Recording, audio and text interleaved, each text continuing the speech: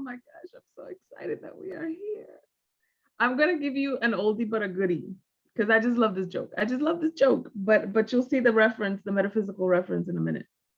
What did the moon, because we just had a full moon last night, what did the moon say to the sun? Gio. What did the moon say to the sun? I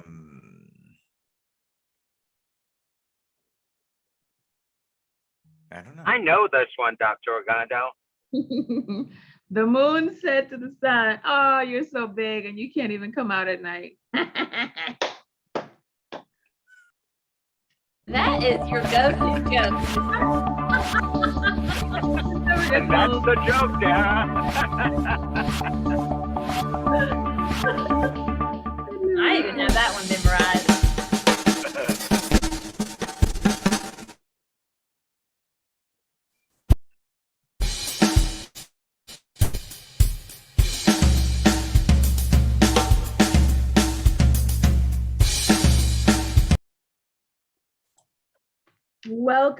Welcome everybody to Daily Huddle Thursday edition Spiritual Matters. I am your host, Dr. Monikah Ogando, and I'm so excited that you are here. Thank you for walking me through my cheesy joke of the day. I appreciate you. This is what family does for each other. And I'm excited to have this conversation with you today. Before we get started though, I want to know from you. Look at Tara. Tara looks like she's had 7+ hours of sleep today. Lord have mercy. Looking all refreshed. How are you today, Tara? Oh, how am I today? That was sneaky. I am the way I say I am. And I am just delighted today. See, maybe that's what it is. Maybe it's like I could do like bad sleep, but delighted adds up to, you know, really good look. Oh, Stacey has company today. How are you, Stacey? Where are you? Where are you today, Stacey? That is also a trick question. Yeah, I have company today. Oh, okay. Correct me, like I am in the only place that matters, right? I am in this space. I am right here, right now, operating in the only time that I have full mastery of, which is this very moment right now. And but also, I'm with the love of my life, Joy Sonia Robinson. Oh, Soon to be Joy Sonia Robinson. Okay, well, since you want trick questions, who are you gonna hug today? Oh, I don't have much of a choice. I better be hugging my fiance. That's lovely. That's lovely. Welcome. Stan, what are you grateful for, and what time is it? The time is now, Doc, and I'm grateful to be on another episode of the Daily Huddle because this is just a great place to be. I'm excited that you're here as well. Yeah, thank you. So today we are going to talk about food as a gateway to your spiritual maturity. How many of you consider yourselves to be a foodie? A foodie. I mean, you know, if you're a human being, you're a foodie. Oh, really? Okay. It's a place where not only do we get nourishment, but we also get a lot of pleasure and joy from food. And throughout civilizations, throughout many generations, many cultures across the globe, we use food as a way to connect with one another. And it is a way that we express our cultures and also express the way that we are devoted to one another and to the divine. And we're going to get into that in a second. So when I was thinking about this particular topic, one of the things that came to mind was not only the ingesting of food and the biological effect, hormonal effect, chemical effect that it has on our bodies, but also the social effect that it has.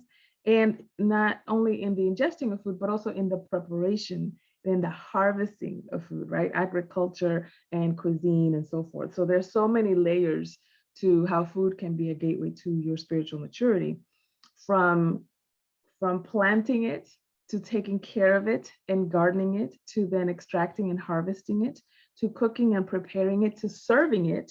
That can be also an act of devotion, to then ingesting it and then enjoying it. It can be an act of pleasure, and it can be an act of connection and intimacy. And then we have the other side of the spectrum, which is just abstaining from food altogether, can also be a gateway to your spiritual maturity.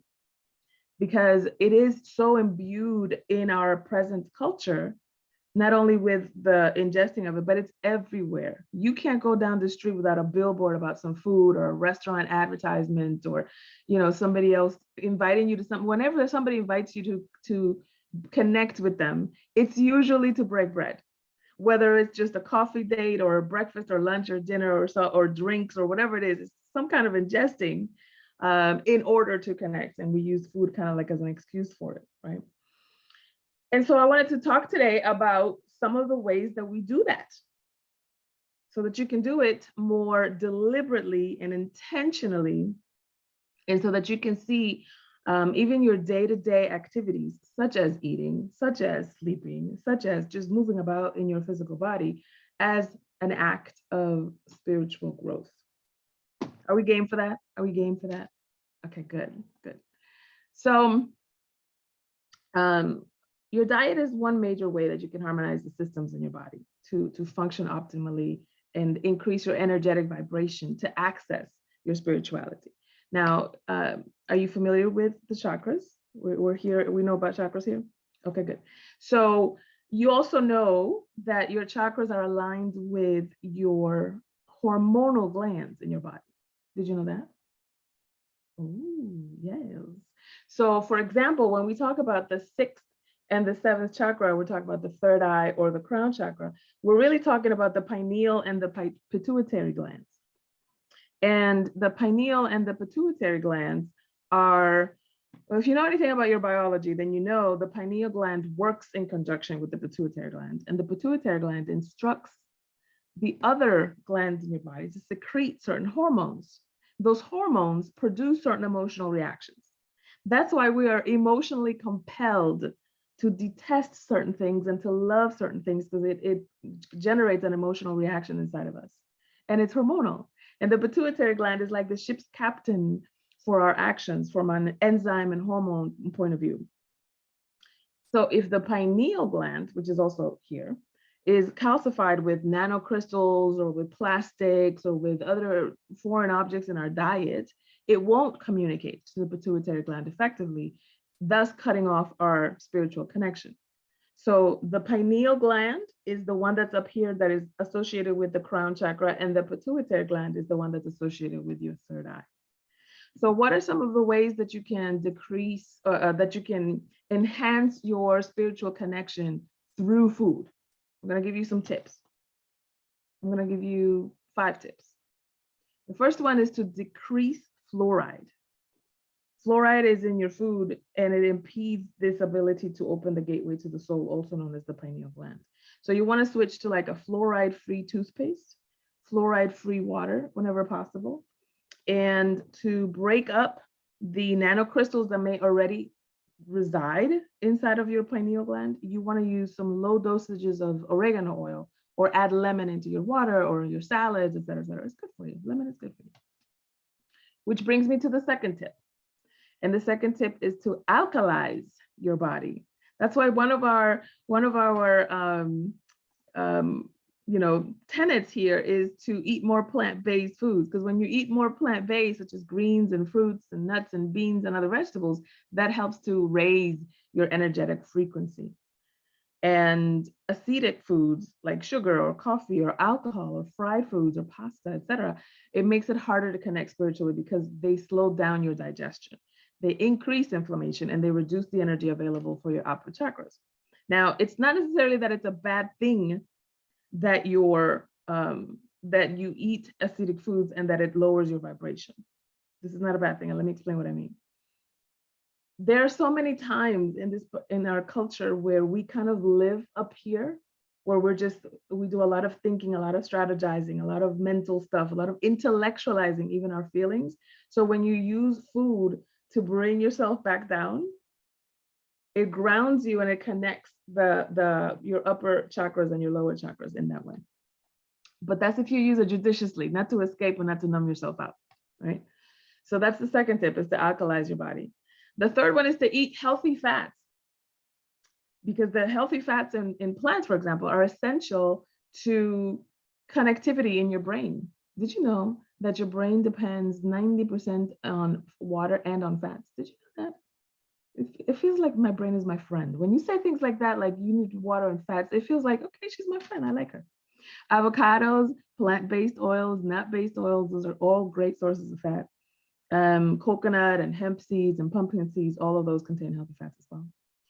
And then the fourth tip that I'll give you is to eat protein. Protein is essential. And there's a lot of non-toxic forms of protein found in plants.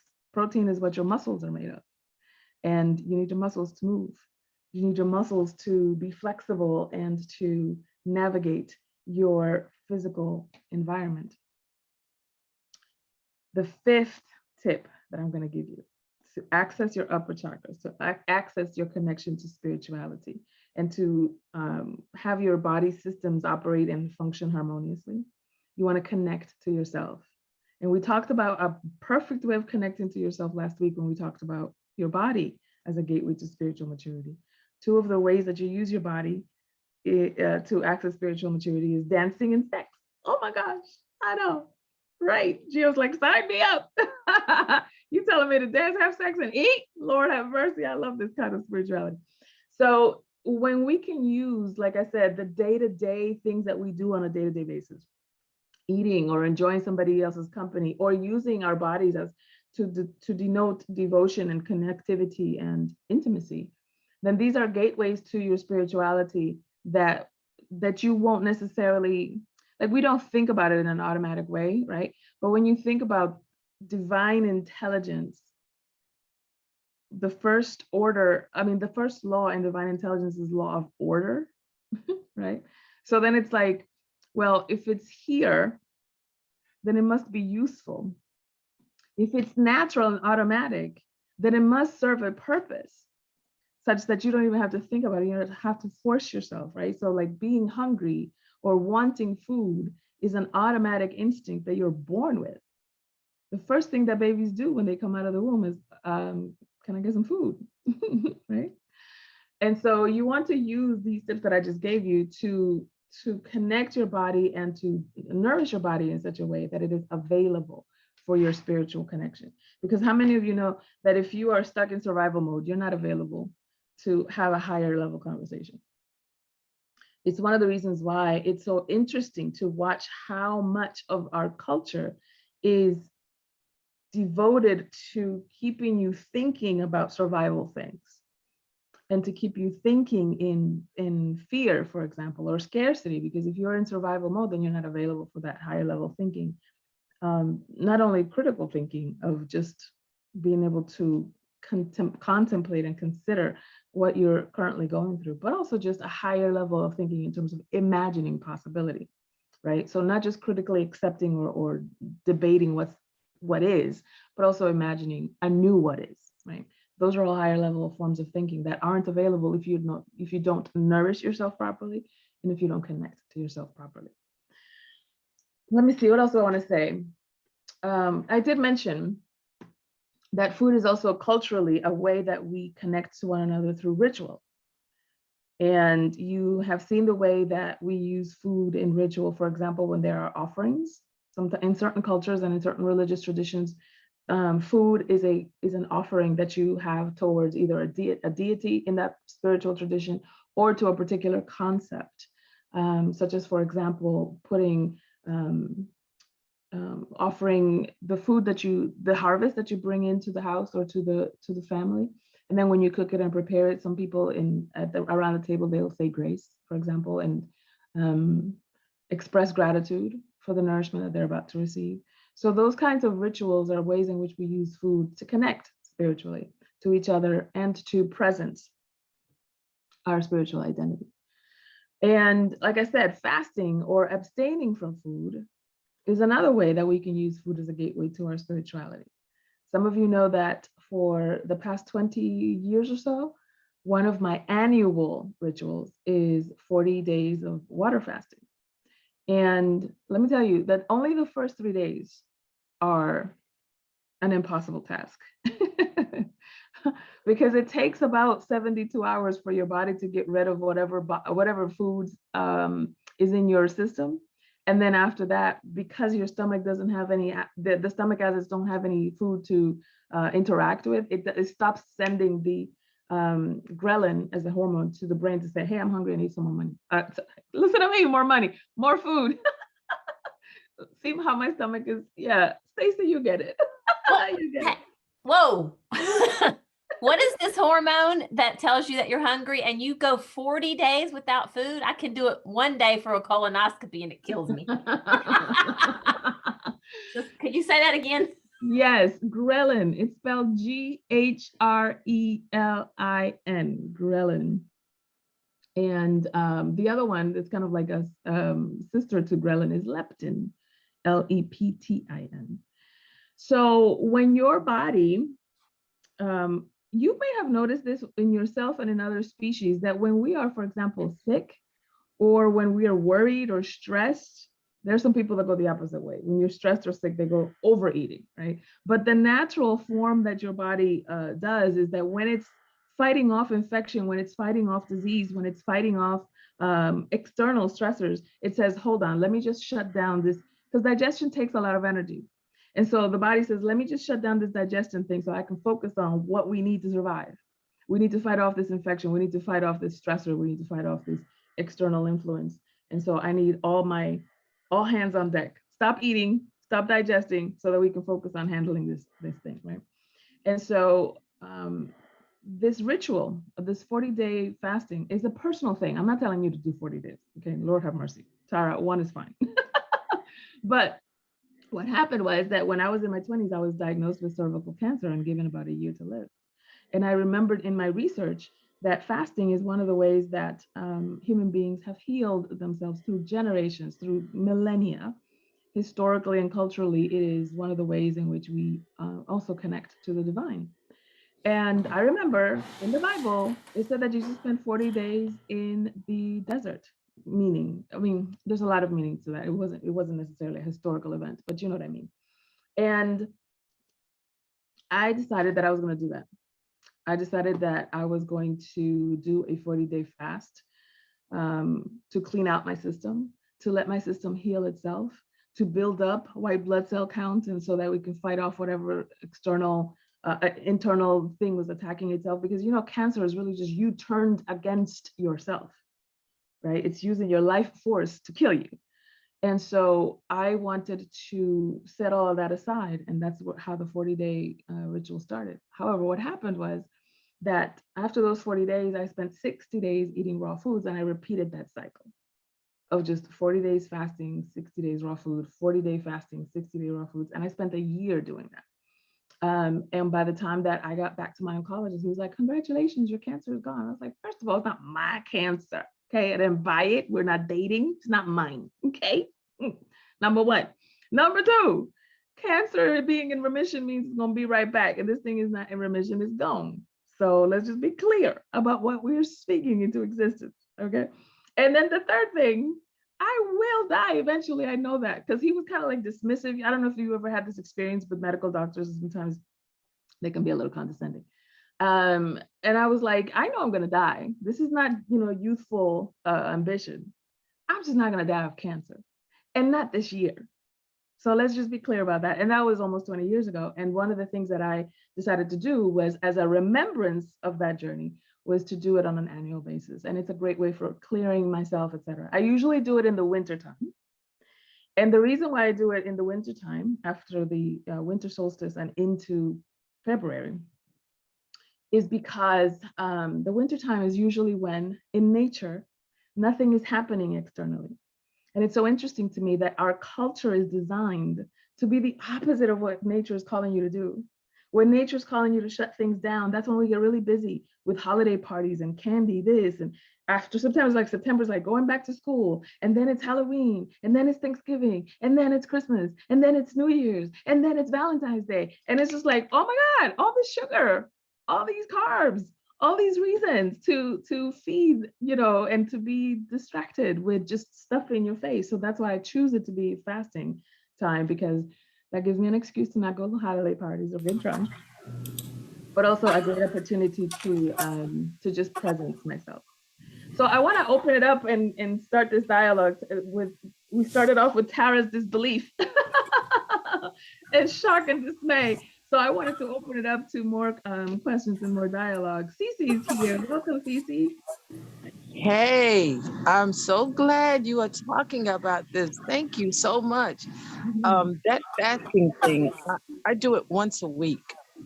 So that's 52 days out of the year that I'm not chewing. I'm really dedicating that time to get closer to God and to clear my mind. And, this decrease of fluoride, I did that several years ago because I didn't realize how fluoride was that bad on the thinking, on the brain. So you brought up a lot of good points that needs to be further listened to again. So thank you so much again. Yeah, awesome. Thank you so much. Thank you, Cece. And Shiva is here. Welcome, Shiva. Hi. Thank you. Absolute perfection. Literally every day for a very long time, I've been really feeling called to do a fast, like a longer one. And first question, I came in right when you were talking about the hormone and you was repeating it to someone. So what was the name of it? Ghrelin. Ghrelin, was it? Is that what you were talking about? Yeah. How do you spell it? Ghrelin. That's Ghrelin. Oh, okay. I thought you said Relin or Raylene or something like No, that. it starts with a G. Ghrelin. So that one is it signals to the brain that you're hungry, so it increases appetite. And then leptin is the opposite. It decreases appetite. Leptin. Well, how do you spell that? Leptin is spelled Leptin. Okay. So they kind of dance with each other.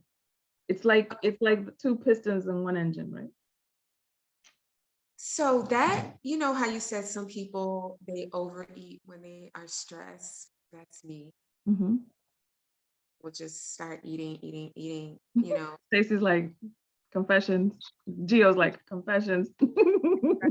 Like, what? But my question is like, when it comes to, so one of the things, like, I want to do a type of fast and I want to center it around, well, there's some just health things. I want to clear my blood, just do things, my skin and everything. But like really for like some more emotional healing. Yes. And I just want to know what your thoughts are about, like, or experience has been when it comes to having an intention around an area just emotionally. Yes. So here's the thing about using fasting as a clearing device and as a grounding device is that the first thing that's going to happen when you clear out, imagine cleaning out a house that has been lived in for a long time and there are closets that you haven't been in forever. When you start cleaning out, what you're doing is taking stuff out of the closet and putting it like in the main room, right? And so when you're looking at all this stuff that's in the main room, you're like, oh my God, I didn't even know this stuff was in here. How long has it been since I had this little graduation thing from 3rd grade? And so you start looking at stuff that you're like, wait a minute, I thought I was done with this. The last time I ate corn was 3 years ago. Why am I pooping corn now, right? So when you're giving your body a chance to release the things that it's been holding on to, it's going to come up in hormonal disruption. And that then shows up as emotional perturbation. So sometimes when people are fasting, they will get sad or they will get easily angered, quick-tempered and so forth. That doesn't mean that the fast is going wrong. It means it's bringing up the stuff that your food has been covering up for all this time, right? And so I remember a long time ago, Dr. Wayne Dyer said something about, he used a great analogy that when you squeeze an orange, in the cold, in the heat, upstairs, downstairs, in the north and the south, all you get is orange juice. But when you get squeezed, what comes out? And so what happens when you're fasting is that you're allowing yourself the space to see what's there when you're not stuffing it. And one of the reasons why we go to overeating when we're stressed is because we don't want to see what's there when we're not stuffing it. Perhaps you don't want to see how angry you can become or how impatient you can become, or maybe it's just not socially acceptable. Like, I don't have the room to have a temper tantrum right now. I have a deadline. I have, a child to raise. I have a job to do, and I don't have time to, or the space, or even the social safety in my relationships to be a monster. And so when you can prepare your family, your loved ones, your intimate partner, your children, et cetera, like, I'm going to be doing this for the next 5 days, or I'm going to be doing this for the next 3 days. It doesn't have to be long. Then when that comes out, then you can create and generate some grace for yourself. Does that make sense what I'm saying? Yes. Oh my gosh. I love that, especially preparing people. I never thought about that, but that makes sense. And I'm thinking about years ago, I did a fast, and you're giving language to things that I experienced. And I didn't have language for it, and I just felt bad, like, oh, going crazy, So thank you for breaking that down, especially like preparing people. So, because and like I said, the perfection of this is that I've set this intention to start one before the month is out. So I was like, what perfection? So thank you. Well, yesterday was the full moon. It's the perfect time we started. Yeah. Good stuff. Thanks for that question. And can you help me out? Is it Sheva or Shiva? Shiva. Okay, so I was right the first time. Good stuff. People jack up my name all the time, so I'm very present to speaking somebody's identity through their name the way that they want me to speak their identity. Who else has a question? Commentary. Resistance. Could you go back to the pineal versus the pituitary gland and just like review that one again? Yes. The pituitary gland is the one that is, I don't know how to explain it, but it's kind of like if you do this to yourself, like in the center of your eyes and the back of it, it's right in the middle of that is where the pituitary gland is. And then the pineal, and that's related to your their sixth chakra, or your third eye is what it's sometimes called. And then right above it, or I don't know how to explain it. It's like the pituitary gland is right in the middle of that. And then above it to the back is the pineal gland. And that pineal gland is related to your crown chakra. Okay. I didn't know anything about the pineal gland. Thank you. Mm-hmm. So the pituitary gland is a small gland that's like, it's very small. It's like the size of a pea. And like I said, it connects to it. It actually sends hormones. It tells your body, it's the part of your brain that says, oh, okay, this is a stressor. Okay, let's send some, endorphins so that she has the energy to like either run or fight, right? Fight or flight, freeze or fawn. So let's send some endorphins there, or let's send some epinephrine there so that she can run. And it also says, oh, I saw Gio. I love Gio. Okay, let's do some dopamine so that we can hug him and so that we can like be available to it. It's the same thing that happens when we scroll on our phones, when we get this little dopamine hit because we think we have new stimulus. That's the pituitary gland in full action. And then the pineal gland is actually just allowing you the intuition and for the divine downloads, which is why it's associated with the crown chakra. I knew all about the pituitary gland, but the pineal interaction I didn't. That's so enlightening to me. Thank you. Yeah. And your hair looks good. Do that again. Getting off track now. Thank you so much, Callie. I have a meeting, so I'm going to be rude and sign off. You're brilliant. That's okay. We're about to say goodbye. We're about to wrap up. Thank you so much, everybody, for being here. I appreciate your attention, your questions, your consistency, and showing up every day at the Daily Huddle. I appreciate you. We do the our 8 tenets. Number 1, love deeply, love generously. Number 2, like we just said today, eat more plant-based food. Give generously, give of your heart, give of your time, give of your attention. Sleep at least 7 hours, more if you can. Move your body. I gave you permission last week to twerk as much as you can. Laugh out loud, stress less. And of course, check yourself before you wreck yourself. Check your assumptions. Make sure that you are operating out of assumptions that serve you and serve those you love. Thank you, everybody, for being here. We'll see you next week. Bye. Thank you, Doc. Thank you. Thank you. Thank you. Good day. Bye.